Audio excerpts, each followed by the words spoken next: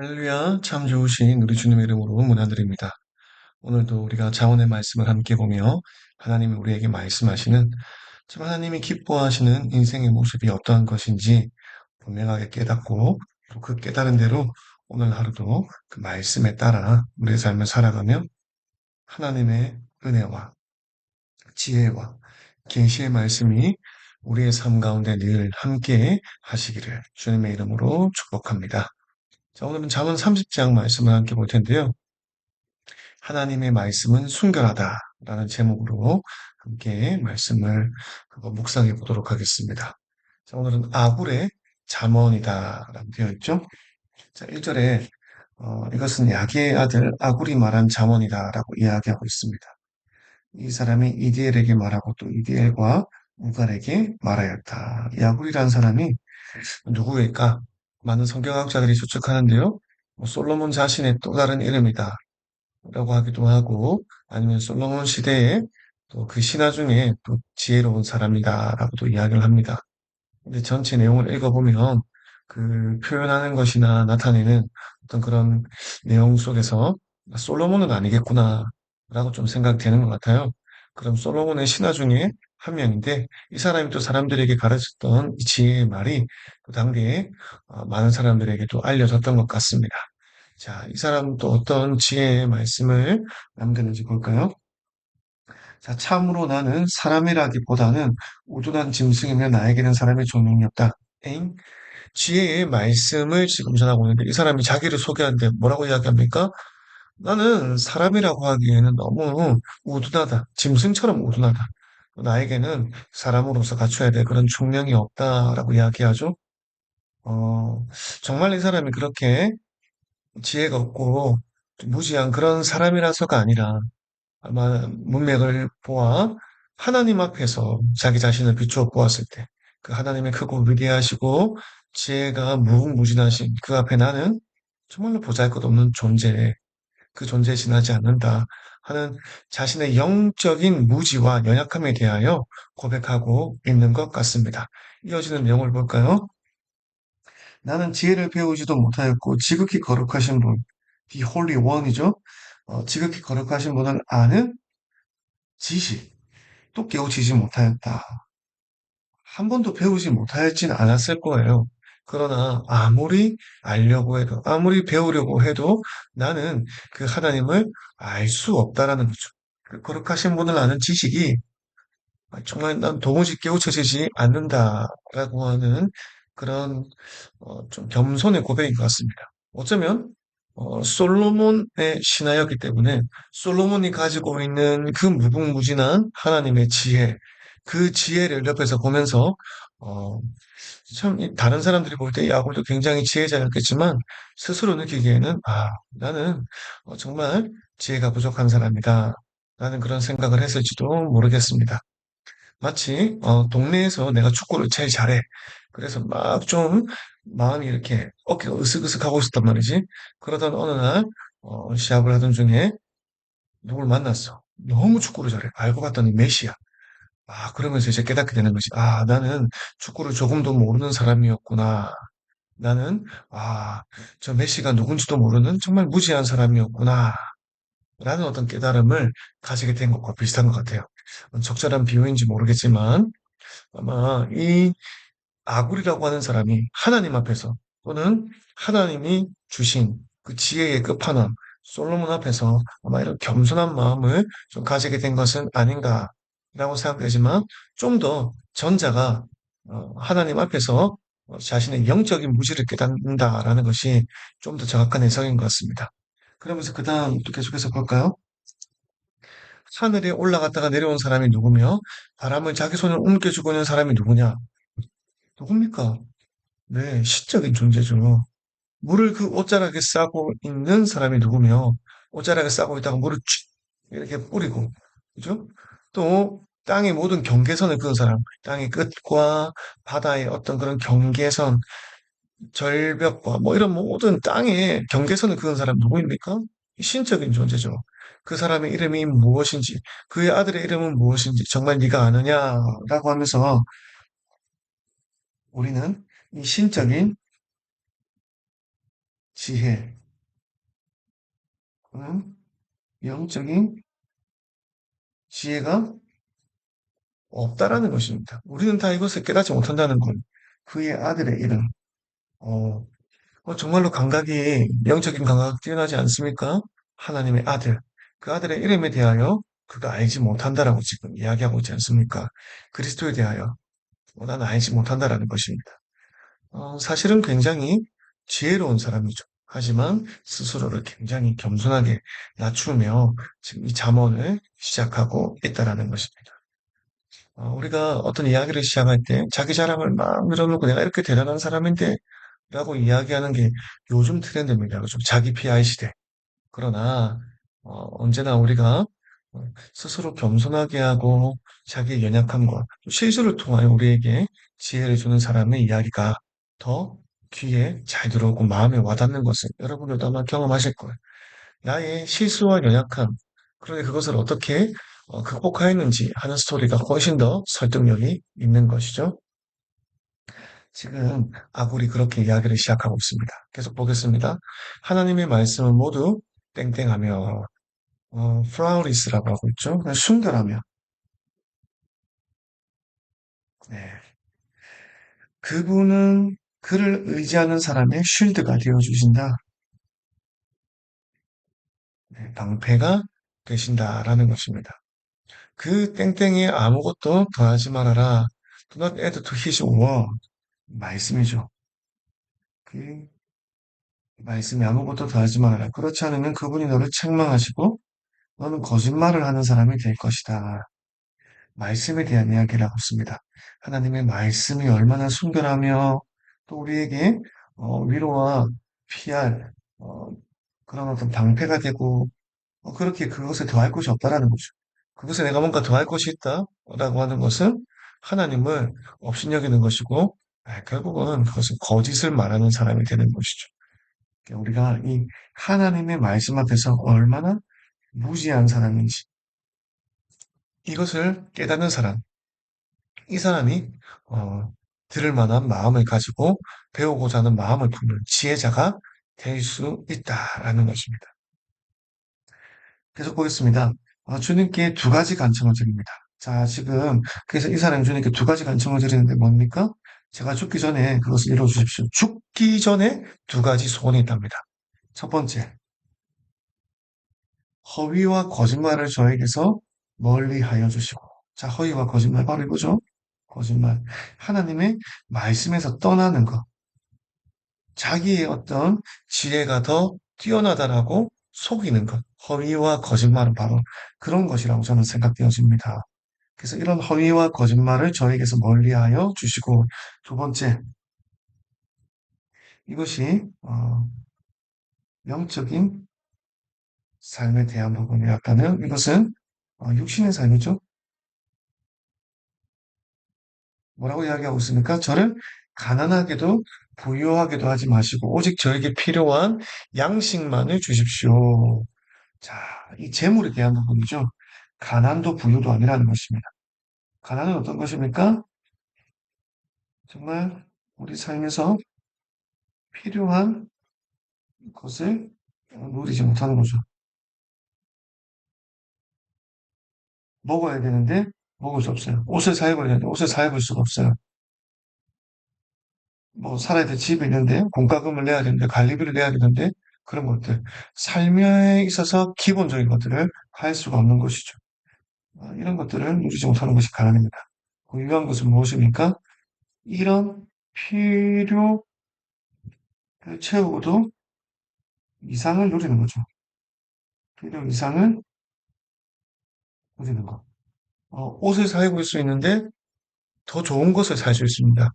음식을 삼시세끼를 먹을 수 있는데 더 좋은 것을 먹을 수 있습니다.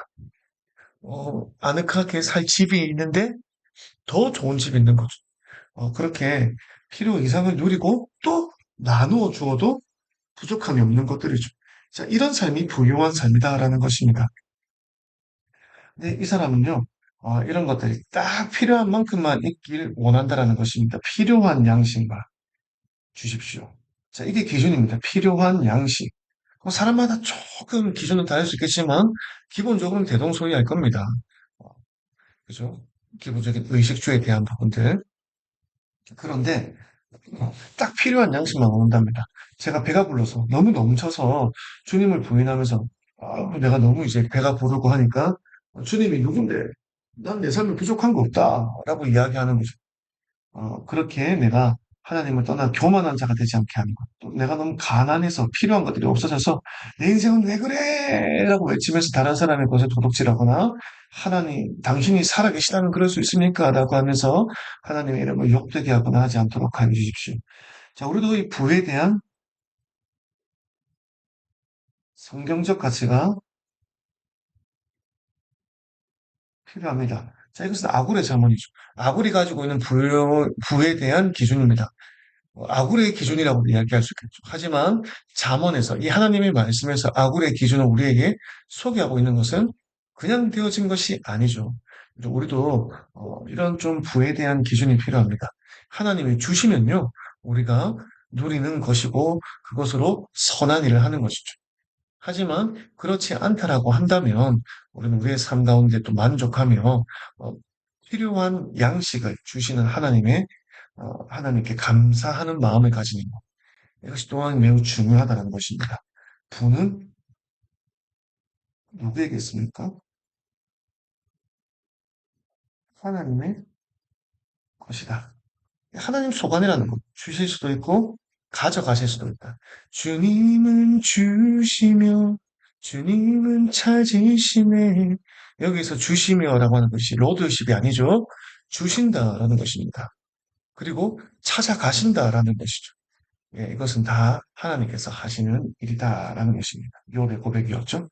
우리도 동일한 어떤 가치관을 가지고 있습니다. 이게 성경적인 부에 대한 생각이다라는 것을 말씀드립니다. 자, 10절부터 14절까지 한번 볼까요? 예, 여기는 절이 없지만 제가 달아봤습니다. 주인에게 그 종을 비방하는 말을 하지 말아라. 자, 여기서부터는 이제 인생의 어떤 지혜에 대한, 좀 우리 인간의 본성에 대한 보면 이 네 가지에 대한 어떤 네 가지 어떤 패턴을 사용하는 것을 볼 수가 있습니다. 이 사람은 뭐 이러이러한 것 네 가지가 있다.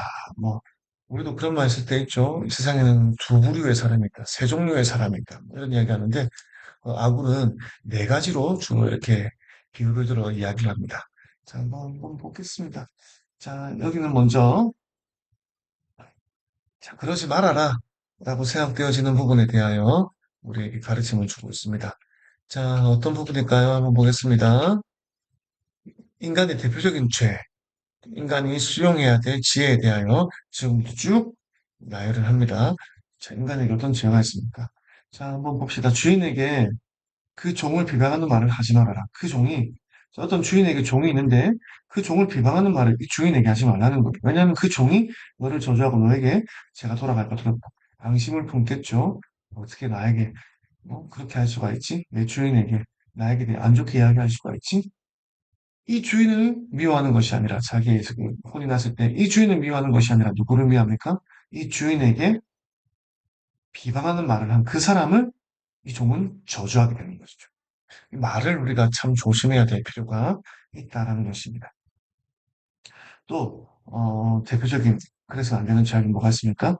아버지를 저주하며 어머니를 축복하지 않는 무리. 이 불효에 대한 이야기하고 있습니다. 그죠? 그 무엇이 있습니까? 더러운 것을 씻지도 않고 깨끗하지 않은 무리가 있다. 자, 이것은 목욕 문화에 대한 이야기가 아닙니다. 그죠? 어떤 범죄에 대한 이야기입니다. 범죄와 회개에 대한 이야기입니다. 죄를 짓고도 회개하지 않는, 씻지 않고도 깨끗하지 않은. 사실은 이걸 우리는 위선이라고도 이야기합니다. 그죠? 범죄를 하고도 회개하지 않는 것. 그러면서도 깨끗하지 않은 것, 위선에 대한 얘기죠. 눈이 심히 높아서, 눈이 높다라고 하는 것, 뭐, 어떤 말일까요? 눈꺼풀을 올리고 남을 깔보는 무리가 있다. 아하, 교만에 대한 이야기구나라는 것을 우리가 이해할 수 있겠죠.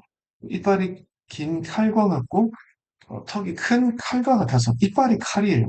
이 사람은 막 말하는 것 이런 것들이 남을 찌르는 거죠. 그리고 턱이 큰 칼과 같아서 뭐든지 다 씹어 삼키는 거죠. 그래서 가난한 사람을 하나도 땅에 남기지 않고 삼키며 궁핍한 사람을 삼켜 씨를 말리는 그런 무리가 있다라고 이야기를 하고 있습니다. 아우, 참 어떤 사람입니까? 다른 사람의 어떤 약함에 대하여 아주 이렇게 다 포악하게 이렇게 집어삼키는 그런 사람이 있다는 것입니다. 자, 이런 모든 사람들 다 뭡니까? 이런 포악함, 불효하고 위선, 교만, 포악한 이런 것들은 하나님께서 다 심판하신다는 것입니다. 무엇으로 심판하십니까? 하나님의 공의 앞에 다 우리가 심판을 받게 되는 것입니다. 근데 이때 두 가지가 있죠. 회개하는 자는 하나님께서 채닥하러 심판하시고 자비를 베푸십니다. 그러나 회개하지 않는 사람에게는 어떻습니까? 오직 심판만 있을 뿐이죠. 하나님의 공의 앞에 누가 올바로 설 수 있겠습니까? 하나님은 공의와 체닥하의 하나님이십니다. 근데 이 사이에 우리의 회개가 필요한 것입니다.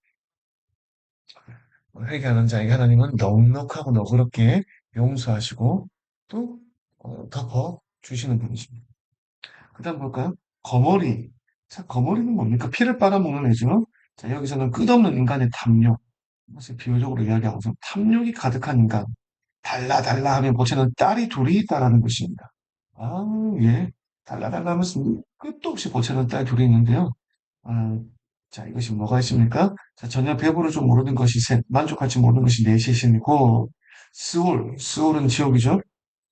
아무리 많은 영혼이 죽어서 스올로 간다 해도 이 스올은요, 만족하지 못하고 계속 받아들입니다. 또 만족할 줄, 또 뭐가 있습니까? 아기 못 낳는 태. 고대 근동에서 아기를 낳지 못하는 여인이 아기를 갈망하는 마음은 무엇으로도 채울 수 없는 것이었습니다. 또 물로 갈증을 없앨 수 없는 땅, 사막이겠죠. 아무리 비가 오고 해도 결국엔 사막은 물을 채울 수가 없습니다. 만족할 줄 모르는 불, 이거는 모든 것을 다 태울 때까지 이 불도 사그라들지가 않죠. 그래서 만족할지 모르는 이런 것들이 있다라는 것입니다. 어떤 그런 끝없는 탐욕들이 있다라는 것이죠. 그 사람이 말릴 수 있습니까? 아니요. 이것은 말릴 수가 없습니다. 아, 탐욕은 위험한 것입니다. 계속해서 갈증하고 갈망하고 또 집어삼키려고 하기 때문에 어, 심지어는 이 집어삼키고자 하는 마음이요. 네, 주변 사람까지 다 삼켜버릴 수 있는 겁니다. 내 주변의 그런 관계까지도 다 그냥 망쳐버릴 수 있는 것이 탐욕은 그래서 막 이렇게 우리가 경계해야 되는 것이. 그러니까 또 아버지를 조롱하며 어머니를 멸시하며 순종하지 않는 사람의 눈은 골짜기에 까마귀가 쫓고 새끼 독수리에게 먹힐 것이다. 야, 우리 말로 눈깔이 쪼삭본다. 뭐 이런 얘기가 있는데요. 어떤 사람이 불효, 아버지 어머니에게 함부로 하는 사람은 이렇게 아주 극심한 처벌을 받게 된다라는 것입니다. 여기에 있었던 거죠. 한 번 더 이야기하는. 그래서 정말 이 불효에 대한 성경은 심각하게 다루고 있다라는 것을 우리가 이해해야 되겠습니다. 그 다음 또 기이한 일이 셋, 내가 이해할 수 없는 넷이 있는데, 그 독수리가 하늘 날아간 자치, 뱀이 바위 위로 지나간 자치, 바다 위로 배가 지나간 자치. 자, 이거는 이렇게 막 이렇게 갔는데, 어디로 갔는지 알 수가 없어요. 막 이렇게 갔는데, 어떻게 다시 찾아볼 수가 없어요. 다 사라져 버리는 것들이죠. 하지만 실체는 있는데 다 사라져 버린 거예요. 분명히 뭔가 지나간 것 같은데, 다 그거를 추적해서 이해할 수가 없는 거죠. 남자와 여자가 함께 했던 자치. 자, 사실은 이걸 이야기하려고 이 세 가지를 비유적으로 이야기한 거죠. 자, 남녀가 함께 있으면서 그 사랑이 자라가는 그 자취, 그 과정. 이건 눈에 다 보이는 게 아닙니다. 하지만 전쟁이 나든, 아무리 배가 고프든, 아무리 사람이 애투든, 어떠한 상황에서도 이 남녀의 사랑은요, 자라고 흔적을 남기게 된다라는 것입니다. 아, 사랑은 위대한 것입니다. 자, 이 얘기를 하려고 지금. 남녀 간의 사랑은 자취를 남기지 않는 것이지만 참 이렇게 이해할 수 없는 어떤 과정을 통하여 자라간다라는 것이죠. 야, 우리 모든 사람들은 다 그렇습니다. 그런데 여기에다가 한 가지 더 붙였습니다. 가늠한 여자의 자취도 그러하고, 가늠한 여자는 어떤 것입니까? 다른 아내가 있는 남편을, 그죠, 유부남을 뭐 이렇게 꼬여낸다든지, 아니면은 내가 이렇게 해서는 안 되는 남자와 관계를 맺는 그런 여자죠. 이런 여자들도 먹고도 안 먹었다, 입으시듯이 나는 아무런 행위한 일이 없다, 라고 이야기한다는 거예요. 자취를 남기지 않으면서 막 이런 어떤 죄악들을 계속 저지른다라는 것이죠. 네. 사랑이라고 하는 것이 다 아름다운 사랑은 아닌 것입니다. 자, 이렇게 우리가 경계해야 돼. 어떤 가정을 파괴하는 그런 사랑이죠. 관계를 부수는 그런 어떤 잘못된 사랑의 형태도 있다라는 것을 경계하며 생각해야 되겠습니다. 또 세상을 뒤흔들 만한 일이 셋, 세상이 감당하지 못한 일이 넷이 있는데, 자, 어떤 것이 있을까요? 그 종이 임금이 되는 것. 자, 이 종이라고 하는 것은, 우리 뭐 그런 게 아니죠. 신분의 귀천을 이야기하는 것이 아닙니다. 이 비천한 자에 대한 어떤 상징입니다. 만일 어떤 사람이 범죄를 저지른 사실이 있는데 속여서 임금, 높은 자리에 올라갔다. 국회의원이 되고 대통령이 되었다라고 생각해 봅시다. 국민들이 그것을 알게 되었을 때, 그거 참을 수 있겠습니까? 감당할 수 있겠어요? 안 되는 거예요. 세상이 발칵 뒤집어지는 일이다라는 것이죠.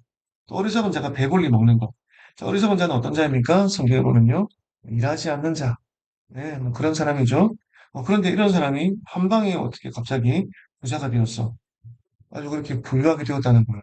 요즘 뭐 따지면 뭐 코인을 하나 샀는데 뭐 그게 갑자기 뻥 터져가지고 부자가 되었다. 그러면 열심히 일하는 또 많은 사람들은 어떤 마음을 느낄까요? 상대적인 박탈감이 엄청나겠죠. 세상 열심히 살아봐야 별거 없구나라고 하면서 사회의 기반이 흔들리게 된다는 것입니다. 이 두 가지는 뭡니까? 사회 질서, 위계 질서, 경제적인 질서, 이런 것들의 근간이 흔들리게 되면요. 그 사회는 무조건 무너지고 멸망하고 마는 것입니다. 세상을 뒤흔들 만한 일이라는 것입니다. 또 꺼림을 받는 여자가 시집을 가는 것. 자, 이건 어떤 이야기입니까? 꺼림을 받는 여자. 앞에 방금 전에 나왔던 어떤 간음에 대한 이야기죠. 이 남자, 저 남자 막 만나고, 또 유부남이라고 하지 않고, 내가 마음에 들면 막 만나서 꼬시고, 막 그렇게 함부로 막 그렇게 살았던 여자가 있는데, 나중에, 시집을 잘 갔어. 이거 얼마나 이것도 주변 사람들이 발칵 뒤집어지는 일입니까? 그쵸? 그래서 이런 일들도 역시 마찬가지라고. 가정을 깨버리고 살아가는 어떤 그런 부분이죠. 여종이 그 안주인의 자리를 이어받는 것. 자, 이것도 역시 뭐 이런 사람이 어떤 신분을 나누는 얘기가 아닙니다. 여종은 안주인인데, 그죠? 안주인이 있습니다. 그러면 그 집에, 남편, 즉, 이 여주인의 주인이 있겠죠. 그런데 이 안주인, 그 아내를 몰아내고 여종이 이 자리를 차지했다는 거, 이 남편을 차지했다는 거. 이거 안 되는 일이죠. 지금 이 세 번째, 네 번째 얘기는 뭡니까? 어떤 가정의 질서, 그리고 우리 인간의 기본적인 관계에 대한 부분이죠. 지금 사회 질서, 경제 질서, 그리고 가정의 질서, 인간의 관계에 대한 부분, 이런 것들을 뒤흔들면요, 그 사회는 무너진다라는 얘기를 하고 있는 것입니다.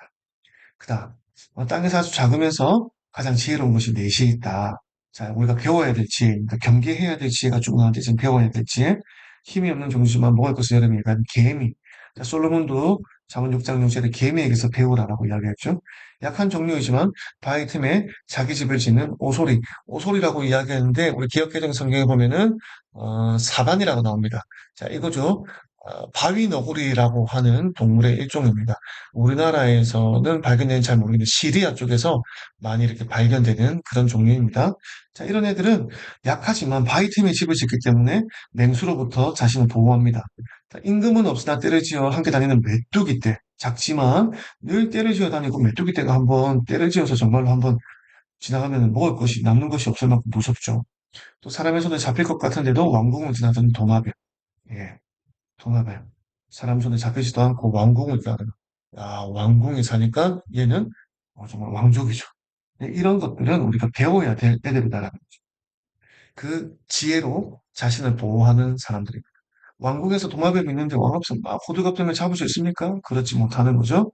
그래서 약하지만 자기를 지키는 어떤 그런 방편을 가진 이런 아이들이 그래서 배우라는 거예요. 또 무엇이 있습니까? 늠름하게 걸어다니는 것, 넷. 셋. 위풍당겨라는 넷이 넷. 자, 이번에 넷이 나옵니다. 짐승 가운데 강화해서 물러서지 않는 사자, 자랑스럽게 사냥개, 순념소. 자, 이런 것들에게서는 우리가 배워야 되는데, 아무것도 말쓸 수 없는 임금. 자, 이것도 임금에 대한 이야기를 하기 위해 앞에 세 가지를 이야기한 거죠. 임금은 어떻게 해야 된다? 사자와 같이 물러서지 않아야 되고, 그 걸음걸이가 이렇게 좀 뭔가 기품이 있어야 된다라는 것을 이야기하고 있는 것입니다. 또 마지막으로 네가 어리석어서 우쭐댔거나 악한 일을 도모하였거든 너의 손으로 입을 막고 반성하여 보아라. 자, 내가 뭔가 악을 행하고 있구나. 좀 뭔가 이렇게 우쭐대고 마음이 높아진 것을 발견하였다면요. 먼저 뭘 하라는 거예요? 침묵하라는 거예요. 더 이상 말하지 말고 예, 반성하고 일단 멈춰서라는 것입니다. 무엇에 대한 이야기입니까? 스톱에 대한 이야기죠. 행동과 말을 멈추라는 거. 아, 내가 잘못된 길로 갔구나. 일단은 멈추라는 거. 그게 지혜로운 것입니다. 우유를 저으면 굳은 우유가 되고, 코를 빗으면 피가 나오고, 화를 돋우면 분쟁이 일어난다. 네, 화를 돋우어서는 안 된다. 라는 것입니다. 화가 날 때는 스톱, 멈추어라. 말을 더 하시지 않아야 됩니다. 그래서 행동을 더 해서는 안 됩니다. 화를 가라앉힌 후에 대화를 이어가고 행동을 시작해야 됩니다. 자, 오늘 이렇게 30장 아굴의 잠언을 보았는데요. 아굴 역시 지혜자이지만 아, 하나님 앞에서 참 겸손하게 이렇게 삶의 지혜들을 돌아보는 사람이었습니다. 여러분, 우리도 이런 아굴과 같은 마음이 필요하겠죠? 하나님 앞에서 세상을 바라보는 지혜. 이 지혜의 마음을 품는 저와 여러분 될 수 있기를 주님의 이름으로 축복합니다.